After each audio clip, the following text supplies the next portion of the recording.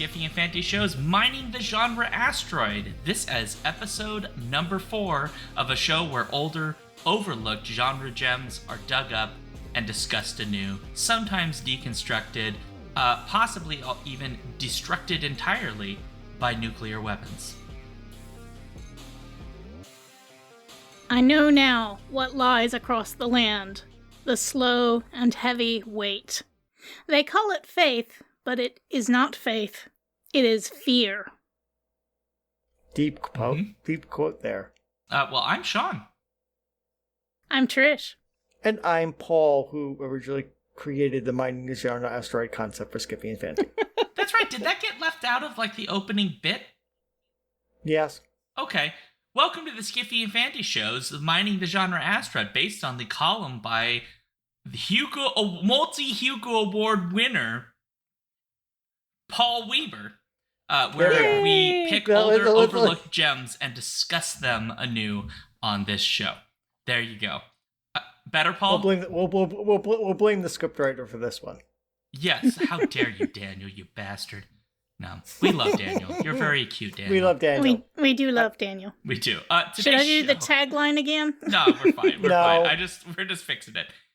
Today's show, we're going to discuss 1955's The Long Tomorrow by Leigh Brackett. Before we get into that discussion, a reminder to our listeners, please share your questions and comments with us about the show via social media or at skiffyandfantasy.com/listener suggestions. They might get discussed right here on future shows. You could suggest a Mining Genre Asteroid book, for example. If you aren't already, and those who are listening to this right now are, join us on Twitch for Shaun's Alphabet streams every Friday at 7 p.m. Central Time to be part of our interactive live streaming format. Exciting. Finally, be sure to join our Patreon and be part of our special Patreon-only events on Discord. It only takes $1 a month. Also, please tell folks about this show and review us on iTunes, Podchaser, GoodPods, and more. Word of mouth is a big deal for fan-run podcasts, and we need your help to find new ears for this ridiculous show. It is ridiculous. So, Trish, in the script it says that you're now responsible for telling us what The Long Tomorrow is about. And so, I gift it to you. What is this book about? Okay, this is about a society. A couple of generations ago, all the large cities in America were destroyed with atomic bombs, and only those who followed, or converted to, a simpler, rural way of life survived. Now, most technologies and luxuries are forbidden. Towns and buildings are limited in size by the 30th Amendment. In our story, teenagers Lynn and Esau watch a man get stoned to death for allegedly wanting to bring cities back.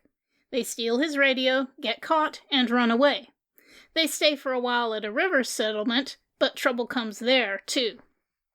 A trader named Hostetter takes them, and Esau's new wife, Amity, to the legendary town of Barterstown, which seems normal on the surface but hides an underground facility where they are trying to get an electronic brain to create a shield that prevents the splitting of atoms, in case technology ever comes back. A disillusioned Lynn and his new wife Joan run away, but he is convinced to return with her. Excellent. The end? The end? The end.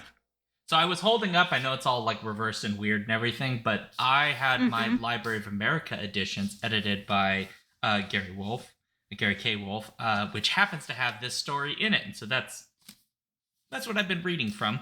It has other things in here too, but those might be for another day, possibly. Maybe. What's the other things? What's the other things in it, Shaun? Well, in this book, the set comes with 2. This one also has The Space Merchants by Frederick Pohl and C.M. Kornbluth, More Than Human by Theodore Sturgeon, which I haven't actually heard a lot of people talk about in a very long time, and The Shrinking Man by Richard Matheson, which is a curious, interesting choice. So, More Than Human. This is the 1950s sets. So it's like, I can't remember what the other volume covers, but it's approximately the same rough era. So it's a very interesting and a set of books, and also like just pretty because the Library of America editions are just, they are all on my wish list. They're very nice. But it was really interesting to read in this particular volume because if I wanted the first edition of this actual book, I was going to pay a lot of money. And I'm not rich. I'm a teacher. Guys. No. It's not necessary to get a first edition to enjoy this fine volume. In fact, you can buy a pretty good compilation on, as an ebook of her other stories too. There's also Gallant's edition, which is pretty nice, and a couple of other interesting editions floating around. It's accessible. Is really what you can get it at a reasonable rate. I've done some Mining the Genre Asteroid stuff where you just can't find the book to save your life, and I just happen to have a copy, but this one is readily accessible, but it's not one that's talked about that often, therefore falls under my remit, and that's why we're talking about it tonight. Well, I was curious about that. Yeah, go ahead. Even though it was a finalist for the Hugo Award in 1956. Published in 1955, it was up against Call Him Dead by Eric Frank Russell, The End of Eternity by Isaac Asimov, Not This August by Cyril Kornbluth, and the winner, Double Star by Robert A. Heinlein. Which is a fun story. It's an entertaining book. I would have voted for Leigh Brackett's book over this were I voting that year.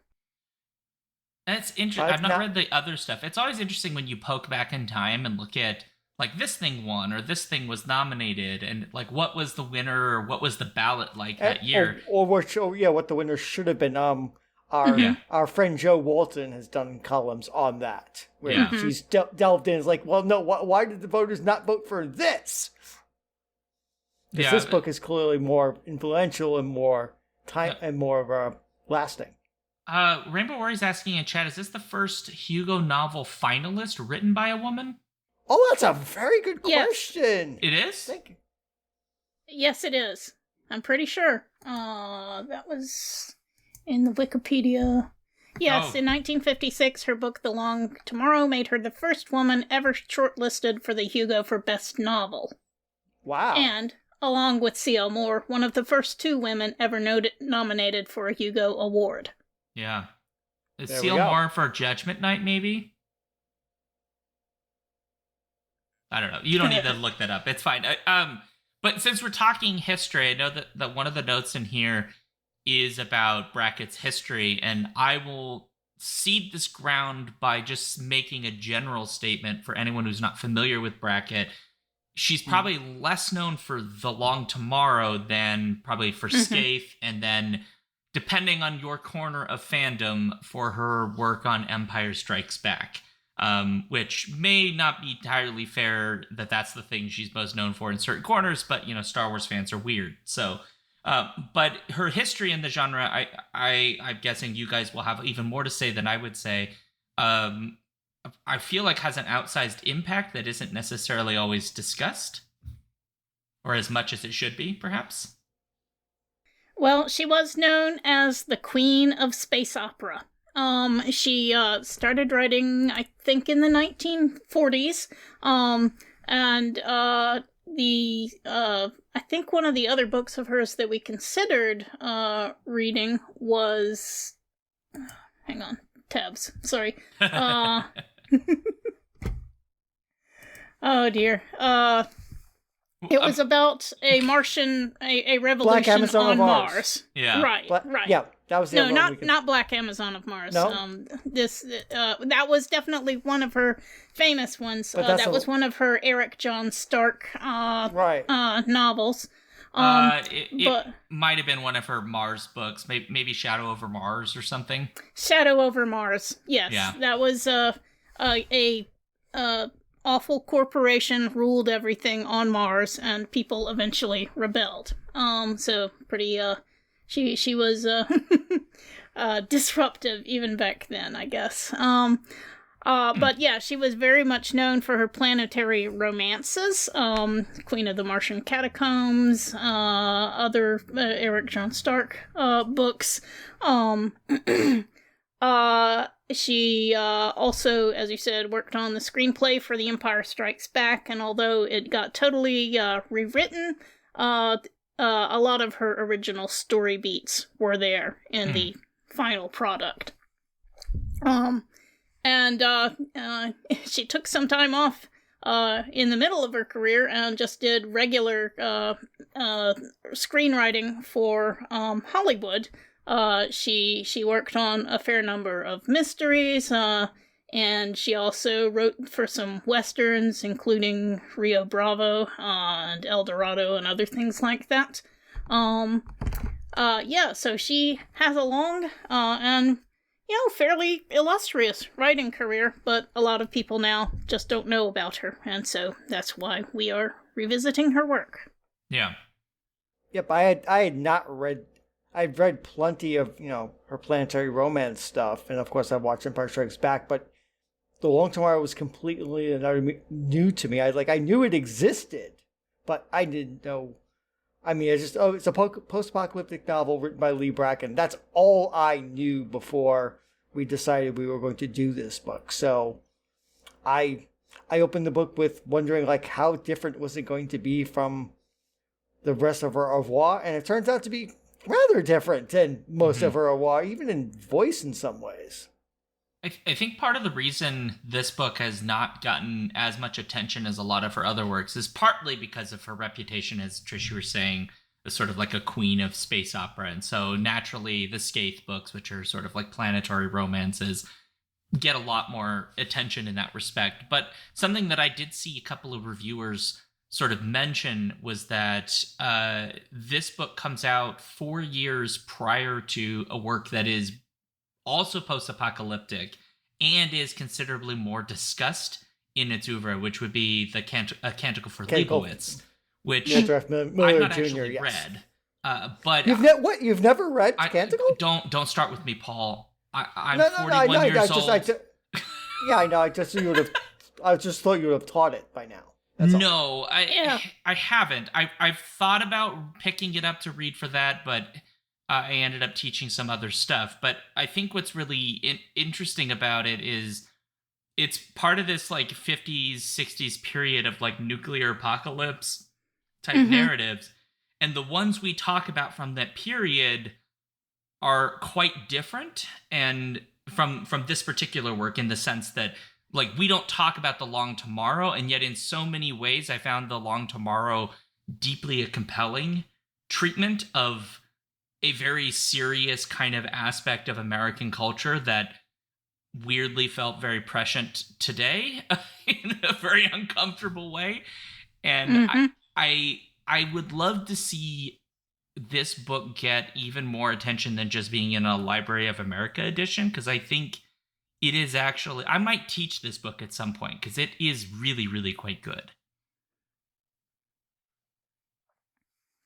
Yeah, it thinks deeply about a lot of things, and the prose is beautiful in a lot of places. The characters are sympathetic, or at least the narrator, Lynn, we hear a lot of what he thinks, and he tells us what some other people think and do, but it's mainly the world as seen through Lynn's eyes. Yeah.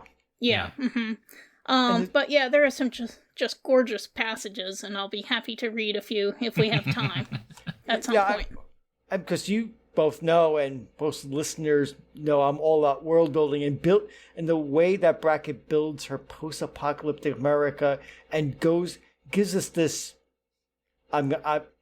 that long German word beginning with a big Bildungsroman. Bildungsroman, starting from this tiny little village in what was once Eastern Ohio, going all the way to the secret city and finding the electronic brain, it's a fascinating journey. It's we get to see these various places. We start off small and slow and see his upbringing and where he came from. We get lots of time at the river town, and the conflicts there, and then finally this quote unquote secret city and the secret underneath the mountain that could destroy this post apocalyptic America, or destroy the world if some people have its way. So it's a fascinating journey. It's a coming of age novel as well, because they're both teenager. The characters are both teenagers trying to find their way, not fitting in with their society. Although Lem is conflicted about that at every step. There's a lot of strands that she puts down through this novel that she follows along, then the reader can follow along and enjoy. It's not a simple straight track. It's a braided weave of themes, motifs, and settings for the reader. Yeah, I would agree that so if you think too deeply about like the world building in this book, you end up in, I think, a place where you've made a mistake. Because if you try to think about like how does the world reach this point in this story, it stops making sense. But if you think about the character level, about who these characters are and the sort of motifs that this story is exploring, in having them go through their journey, as you say, a sort of coming of age story, Paul, which it very much is. I think it's a story that is deeply emotionally engaged and also weirdly feels least like science fiction up until the weird science fiction stuff actually shows up. And it is a thing that even Damon Knight acknowledges in, I think it's In Search of, I can't remember the name of the book now. The book has escaped me, but it's a book about science fiction. And he acknowledges that this is a book that, for much of it, doesn't feel like it has the speculative element of science fiction, because really, other than the thing we're told about how the world has, there's like a nuclear war and everything went to hell in a handbasket, the world is sort of presented simply as is, in a very sort of matter-of-fact, sort of very hyper-realistic way. Certainly alien to our way of living, and it's only much later that it sort of shifts over. I found that very interesting to sort of experience, where I'm so used to science fiction that like announces itself. Like, here's the sci-fi thing. And to me, this doesn't until the sort of, I believe it's Clementine, the sort of AI machine of vac tubes and other kinds of things shows up much, much, much later in the book. Much of this is sort of like about a repressed society, a repressed religious society, and it's grappling with a fallout we don't even see. We just get to see people sort of existing in this. I think that's part of what makes this such an interesting book, is it is not terribly interested in trying to make sense of the reality we're in, where it's trying to like explain like, why does the world like this, and like a lot of grave detail. It's more, these people exist here, they don't have all the answers either, and they're just trying to survive and live and do their normal life stuff in a world that feels alien to us. Yeah, Trish. It does feel alien to us, but I think Brackett does an extraordinary job of portraying some of the positives of this repressive rural religious society, because, you know, there are many, many books where they just say religious, you know, theocracy bad, let's escape from it and build a new thing. But there are some just beautiful passages about trying to understand. You know, there's a scene where grandmother is saying, "I wish I had it back," said Gran. "I wish I had a red dress and a TV and a nice white porcelain toilet and all the other things. It was a good world. I wish it hadn't ended." "But it did end," said Pa, "and you are a foolish old woman to question the goodness of God. Did any of these things help you to survive? Did they help the people of the cities? Did they?" And, you know, he's right. All that fancy technology did not help people survive. There is a reason that it's a theocracy now, because the people who survived were the ones who were living close to the land. But then, you know, so there's, you know, her logic, but then there's beauty later. Lynn, after, Dad sends him out to think about what he's done. And he does think, he looks at the land, he sees how beautiful it is. A sense of warmth began to spread all through Lynn, and with it came a passionate, wordless love for this place that he was looking at.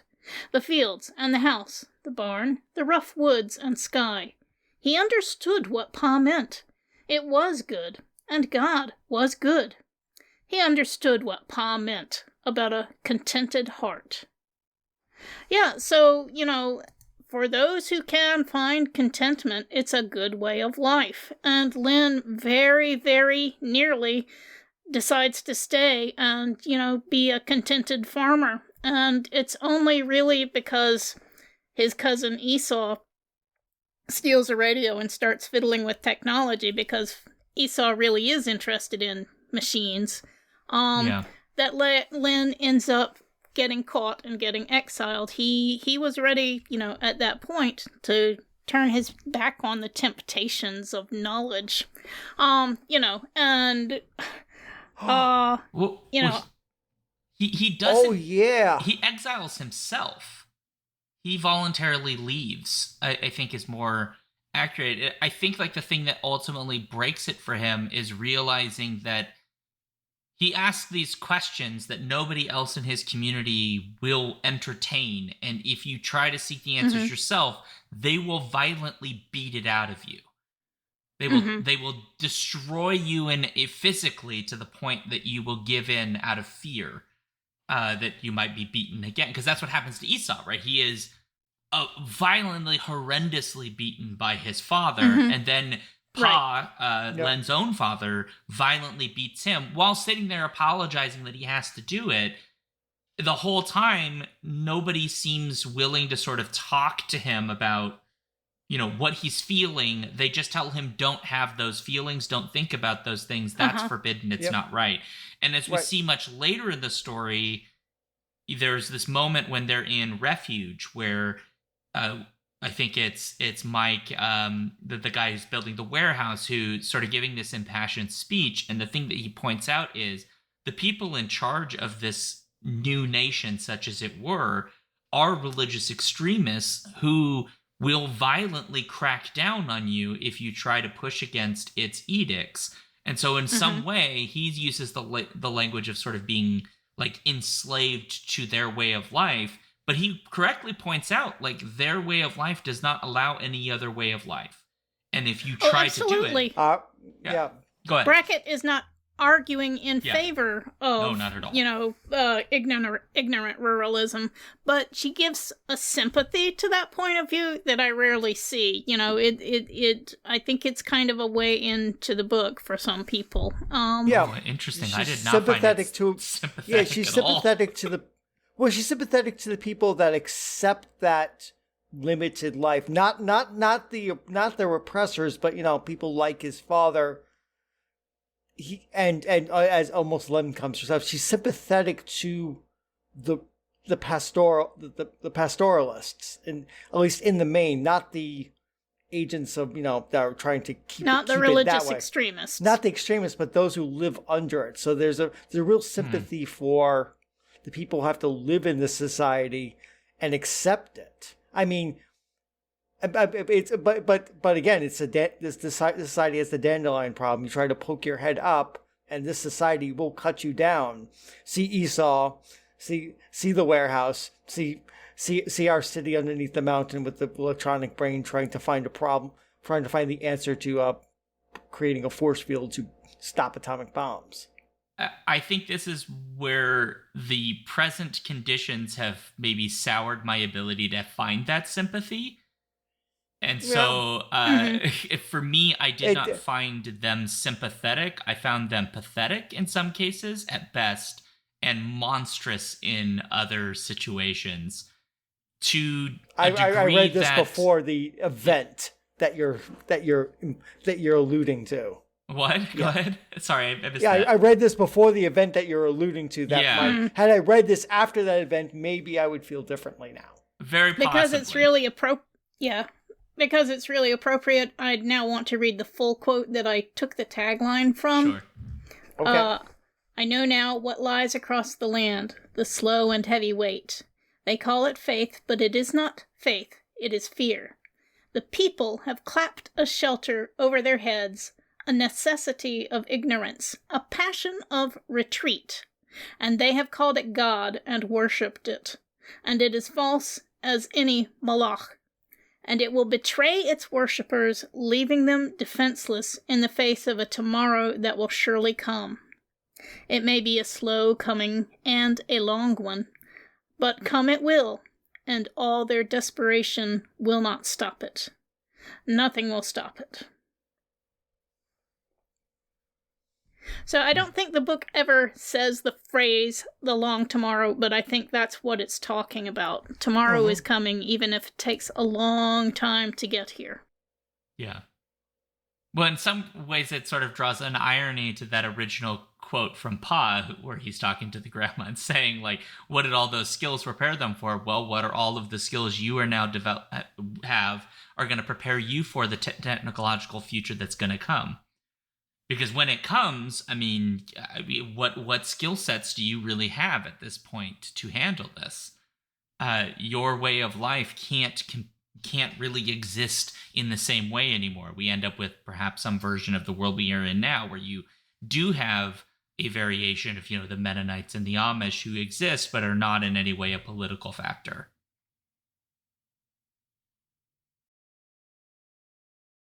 Yeah, it's kind of ironic that the Mennonites and the Amish triumph over all in this book, which is not what I didn't see that coming. It's like, that's where the religious power comes from. It makes sense in retrospect, but as opposed to no, I can't think of it. The book that came out 5 years later, the Canticle for Leibowitz, which had a totally different religious cult that grew and took power. And in some ways, less. What's what I'm looking for? Less ambitiously speculative, because Lewis says, "Oh, the Catholic Church will just rise again. It'll be just like after the fall of Rome," which is a possibility, but Leigh Brackett's answer is more interesting in some ways. Like, no, a homegrown American rural, religiously intolerant rural homegrown society takes over. Is it even Catholicism? I mean, the presence of other religions in this book is not discussed, which I wondered, are there any people who are Jewish in this world? Or at least in America. I wondered. The only thing we really get is that there are different sort of sects at different levels of, I'll use the term very loosely, liberalism, right? Going down a scale, which, Refuge has its own variation, but even they don't seem to be able to push the line too far. They can only take it so far before, the Judge Taylor at one point just basically makes a pact that ultimately backfires on him, where it just leads to violence and they essentially destroy Refuge. Right. But I mean, it's interesting that Refuge is having this issue, and there's the community across the river. So even if the warehouse had not been built to cause the death of Refuge, as you were saying, Chris, the long tomorrow is coming, whether they like it or not. Yeah. Populations are increasing. Technology is going to find a way into people's lives, whether they like it or not, or darkly, if it's not from within, it'll come from without. The entire world hasn't gone rural. We don't. I mean, there's some very vague things like what happens to the rest of the world, but eventually technology will come, because that's kind of human nature, to poke, to prod, and to adapt to circumstances. I mean, in the history of humanity, yes, many times we've lost technology. We've gone to simpler ways of life. Call it dark ages, call it bright ages, whatever you want to call it. But humans tend to not stay in a simple technological level worldwide. I mean, there are some societies which have worked perfectly that way, but generally, especially when they're in conflict with others, technology is the handmaiden of conflict with other societies. What good reference, Paul. I mean, yeah, you're correct, right? That this is, the sort of thematic of the story is, ironically, it is another kind of apocalypse that is coming. It is just one that is, we would welcome us. We would be like, oh, new technology, great, like it's going to make the world better. But these individuals, most everyone we needed this story, would view it as a very terrifying thing. And to some degree, right, and try to stop it by any means they can. By any means necessary. There's some criticism I saw, I think in Blackgate, of this book, of like, how is it that all of this world has collapsed in 2 generations? That, the roads are gone, and like all of this, they've lost all of their knowledge of the world, everything. And I'm like, well, I think like what the book is trying to get across is that whatever happened when the world fell apart, the nukes were hitting the cities, right? They became the target. Probably billions of people are dying, right? It is a horrifying spectacle. And people fell into the fear, and frankly, fear is not a terribly rational thing. They went, look, city bad.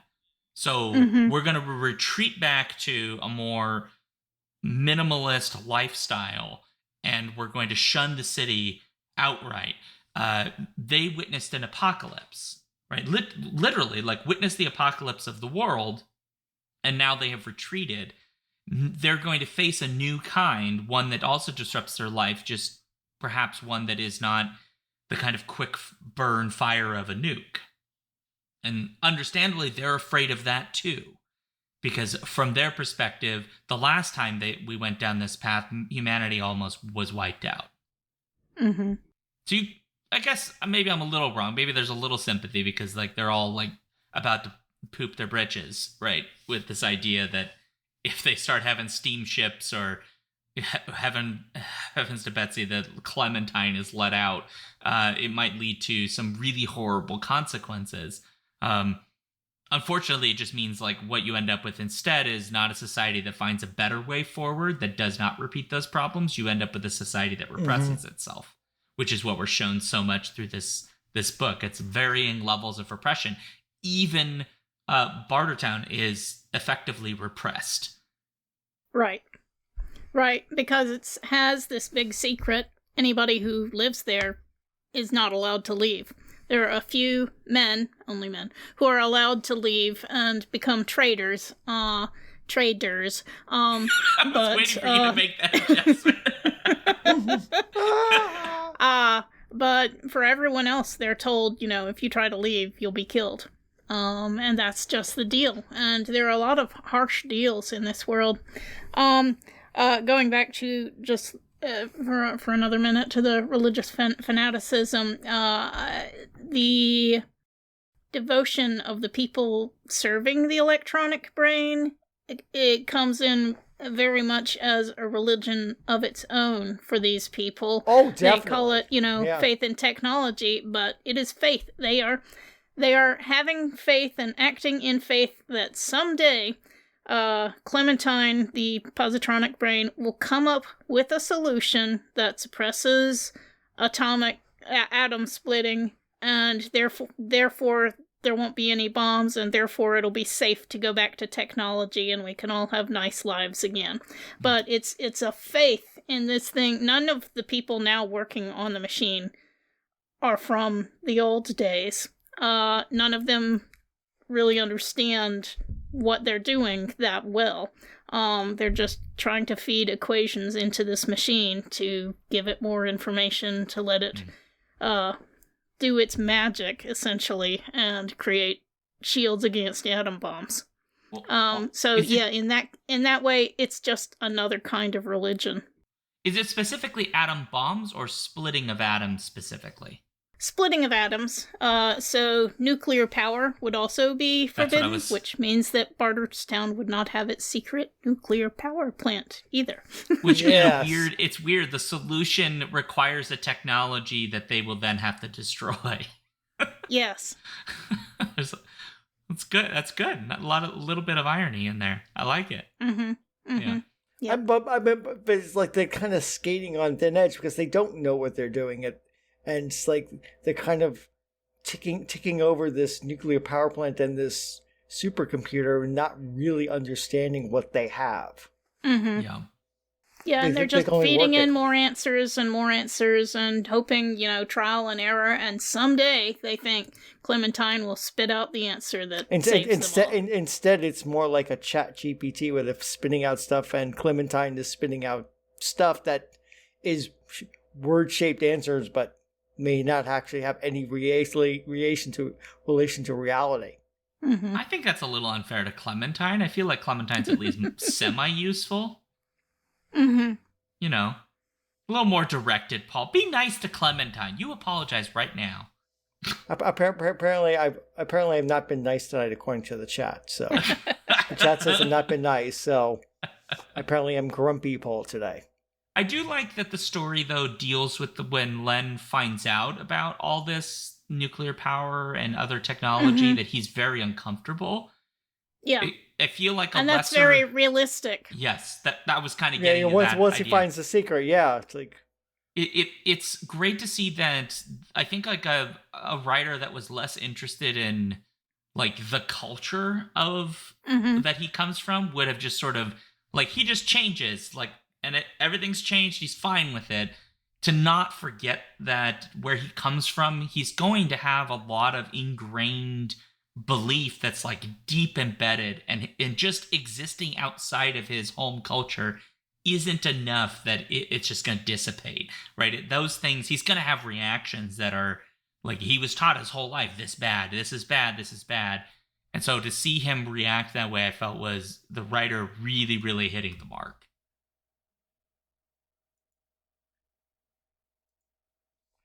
Although I did, please, Paul, please jump in. Yep. Okay. I will jump in. So in a sense we have a number of different faiths, as it were, in this book, and they're all kind of working blind and kind of following the worm trails of their own past without actually thinking to break out to the future. I mean, the people of Barterstown and their computers, they're feeding in these equations in the hope that they'll get that one answer. I mean, you have a supercomputer on your hands. Yes, it's a limited supercomputer, but still a supercomputer. There are a lot of potential things and problems you could use the supercomputer for. I mean, they said like, oh, this is the pressing problem. You need to be able to solve the nuclear bomb problem, or we're just going back to where it is. But there's a lot between where they are now and nuclear weapons. They could use the supercomputer for more constructive purposes, but they don't even think to, because it's almost like a dogmatic religion that they have to solve this problem of nuclear bombs. So they waste their resources as much as the religious fanatics waste the resources of people who aren't just content to push a plow. And it's a tragedy on both sides. It's a tragedy for both ends. It's like they're all differently blind. Mm-hmm. I mean, eventually, the circumstances are going to have a breakthrough, because that long tomorrow will come. Yeah. But it's going to be a painful process, because nobody is actually trying to organizingly prepare for that tomorrow in a real and sustainably logical way. Yeah. It does make you wonder whether or not, when that tomorrow begins to truly arise and becomes, like a cascade, right? These different subcultures that exist, they are diametrically opposed to each other. In some cases, quite violently so. And that, to me, doesn't, breed a culture of cooperation or, frankly, accommodation. where you might just say, okay, well, you go live your way over there and we'll live our way over here and everybody would be fine. That means part of that future that's being built is going to be more violent conflict. Yes. And when technology builds that up, right, are we not just getting cycles now? Are we just not getting a repetition of the cycle where humanity nearly kills itself off again, and like just repeat this process because everybody hasn't figured out, like, we have all these different ways of living our lives, but we haven't figured out how to live together.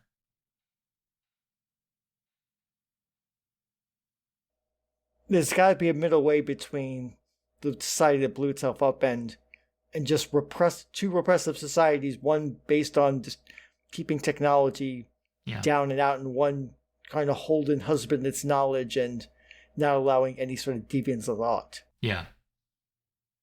Well, it doesn't really come up in this book, but as cycles of civilization and ruralization and repression keep going through, eventually, it'll be much, much harder for technological civilizations to rise because of all the shallow mining having been done. And people who actually want to make things out of metal are going to have to dig a lot deeper.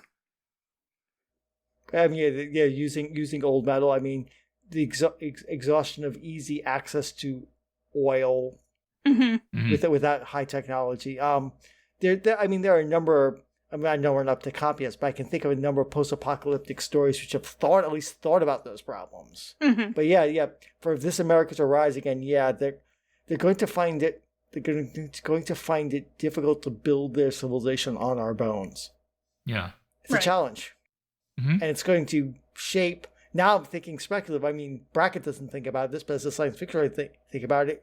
It's going to, once this new civilization, which eventually will come, rises, it's going to be really shaped by those limitations and the necessities of having to build from the bones of the old in a way that, I mean, even thinking of post another apocalypse, post Western Roman Empire, and the various kingdoms of Western Europe reusing building material from crumbling Roman ruins, and even there's still plenty of mines and other stuff they could mine. The Roman Empire didn't completely devastate Western Europe, but they still reused that stuff. And but this society has it much worse, as you point out, Trish, because there's a lot less new stuff to find. I mean, in terms of geologic time, in tens of millions of years, that problem will be solved. But they don't have tens of millions of years to wait for new deposits to come up due to volcanic action. Well, now I'm thinking of Kate Wilhelm's Where Late the Sweet Birds Sang. Yes. Where you have another post-nuclear apocalyptic situation. And, people are scavenging tech and materials from the cities. But, nobody's, as far as I remember, nobody's talking about starting up new mines or anything like that. And there are many other issues addressed in that book. Or how about Walk to the End of the World? Sure. By Susie McKee Charnas, which we did on a previous episode. Another post-apocalyptic society that's and one that's kind of pushed back, came back, but now bumping hard against resource limitations. Well, since you mentioned Walk to the End of the World, and that book focused a lot on a future complete repression of women and toxic male patriarchy. I do want to just mention, this book has two women in it. Well, okay, it also has Gran and Len's ma, but mainly the two women are the two Joan ones and who end up becoming wives, right? Amity hooks up with Esau because she wants to escape refuge. And Joan, basically seduces Lynn because she wants to escape Barterstown. And it's it's sad but believable in this world building. Sorry. Excuse me. It's sad but believable in this world building that the only way that these women can even conceive of moving towards the lives that they want is to find men who will take them in that direction. There is no role in this city for women to strike out and work on their own. It's all very, family, rural, patriarchal, and men are the only ones who have professions as such. So it's interesting, Leigh Brackett wrote much in her time. She did in her space operas. She had some strong female characters, but the ones that I can think of were foils for the men, not, protagonists of their own. I may have missed something, but, it's just, maybe she was just writing for the markets that, she thought she could sell in. But I do think it's a little sad that such a notable female writer of science fiction, her women are basically footnotes and trophies.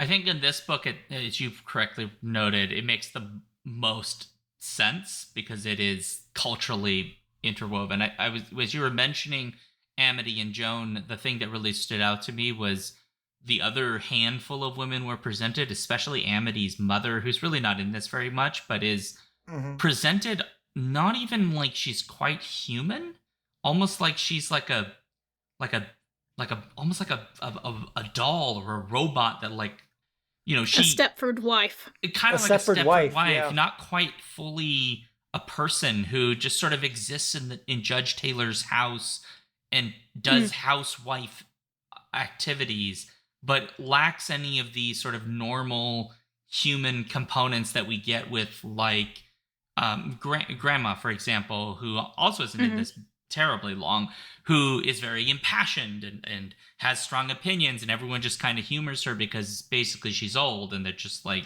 you just gotta let her have her moment because whatever, it's Grandma. So women are either dismissed because they're old or there's some excuse they come up with to dismiss them, or they're sort of like these shadow creatures that sort of exist in the story, or they're women who are just doing anything they can to get away from whatever situation they are in that they don't want to be in. Mm-hmm. And that's... Yeah, the thing about... Wow. Yeah. The thing about Grandma is, this is her one impassioned moment in a long life of having to keep her mouth shut to survive. I forget the exact words, but, she had her life as a little girl in the cities, and then they had to escape, and the only way they could be fed was to agree to convert to this way of life. And this religion, this patriarchal, right. Parochialism. There. Right. And Lynn has to coax her and coax her and coax her to get her going about the old days. And then as soon as Pa hears, he yells at her, he tells her she's wrong to feel the way that she feels, and she ends up turning her head away and mumbling. And so, Grandma remembers, but, boy, she's had a hard life. Yeah.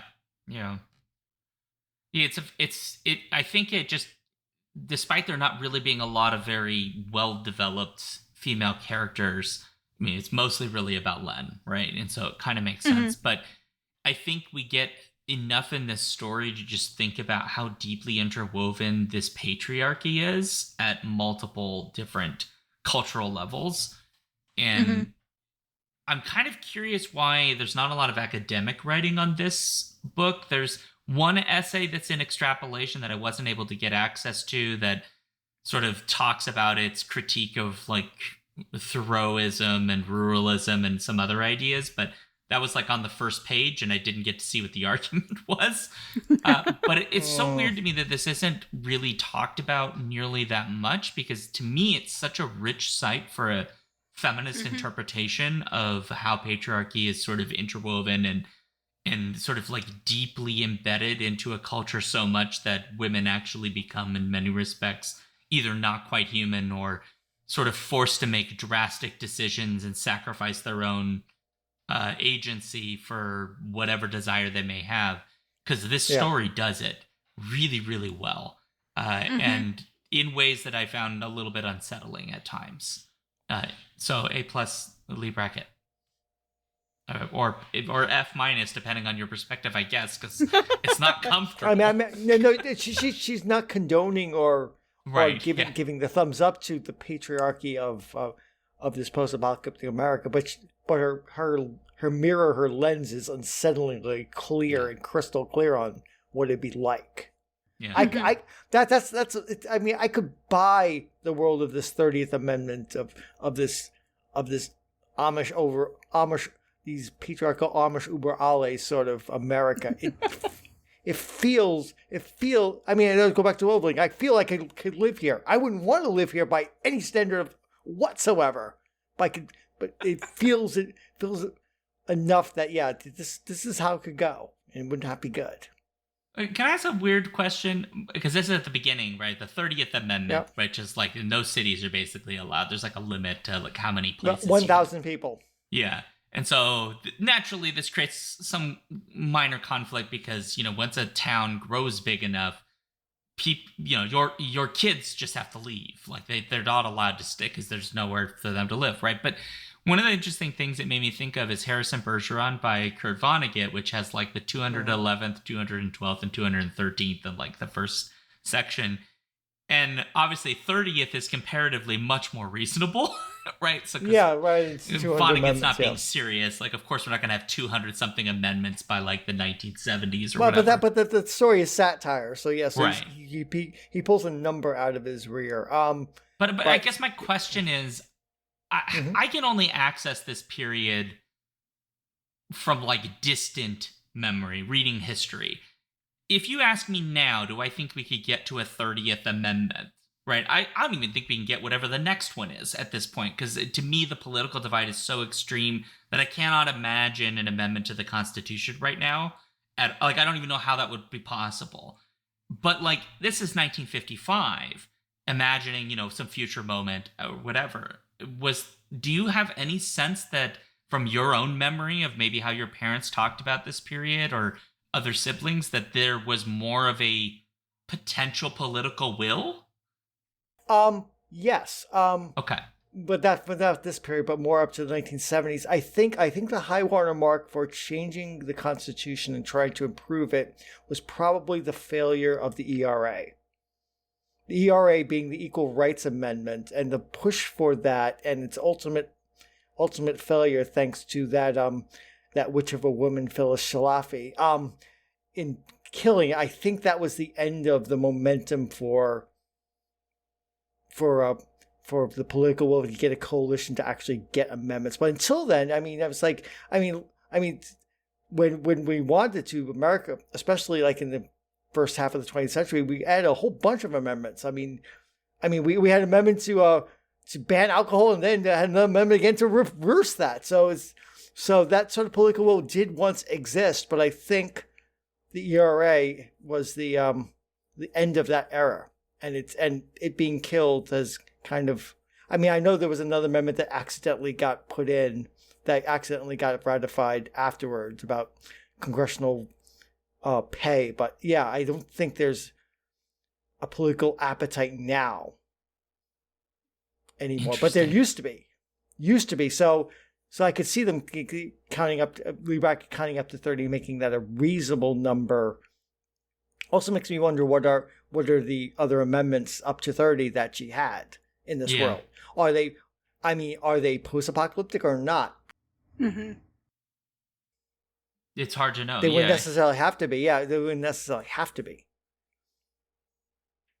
Yeah, I do like that just little element of world building. She didn't call it the 27th or 8th Amendment. She put a few more in there for safety to imply that the world has moved on.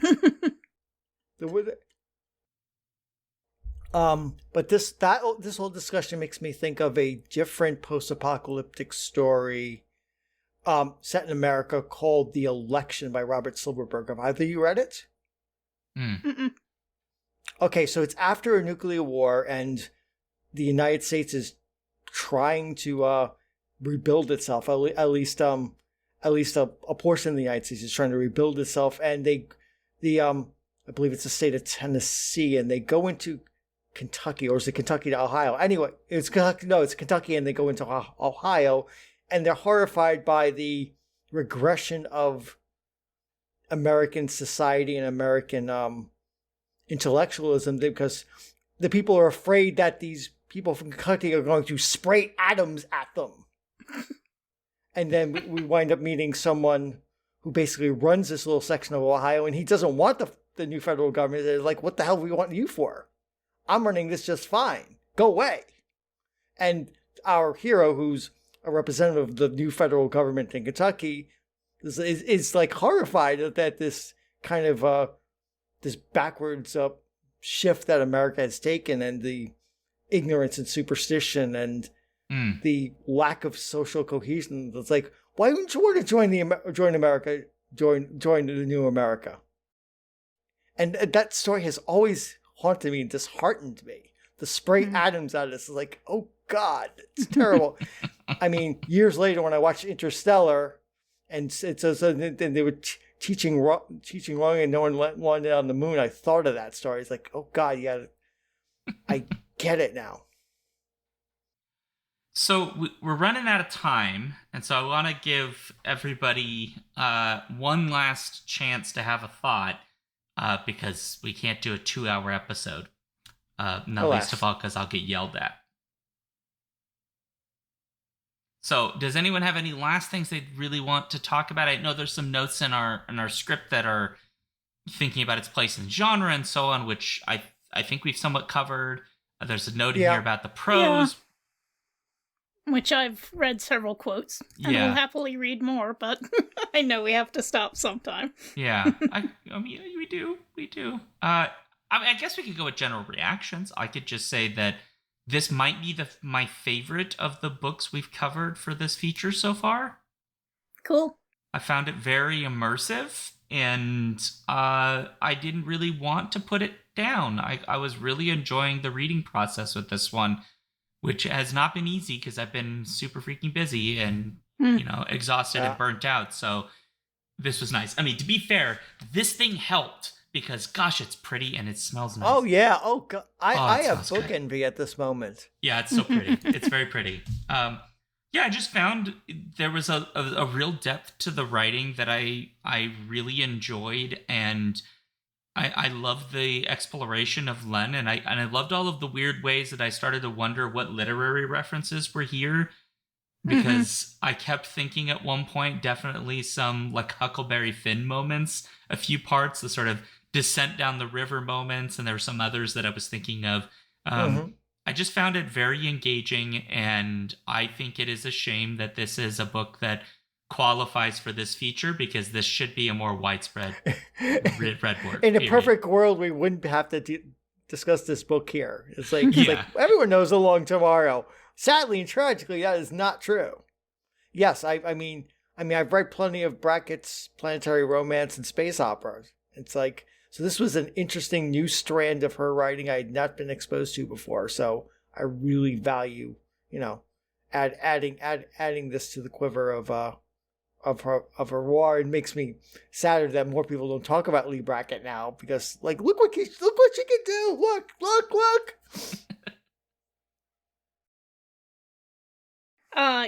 I'm very pleased to have been discussing a book by Leigh Brackett, and in particular, this book by Leigh Brackett. Her planetary romances are fun, but this is so deep and intriguing and thoughtful. I really think it's worth anybody's time. Yeah. Agreed. We have one quick question.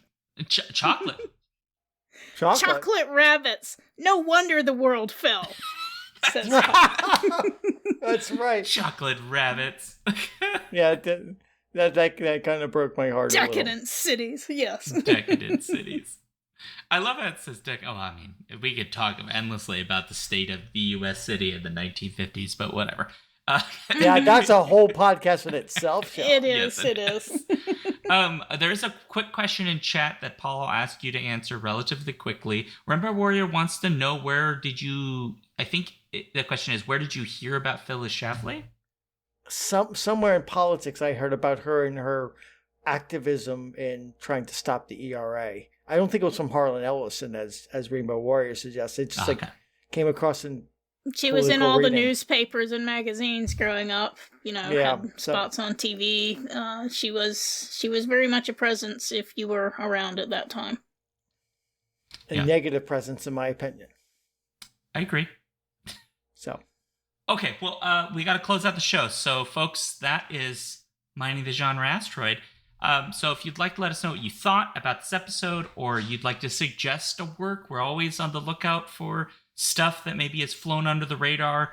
Pre-1980 is our rule, but from there it can go pretty much any direction. So if there's something you really think we should talk about that you think is an interesting work, please suggest them. You can do so at skiffyandfanty@gmail.com, or you can go to the listener suggestions page, which is skiffyandfanty.com/listener suggestions.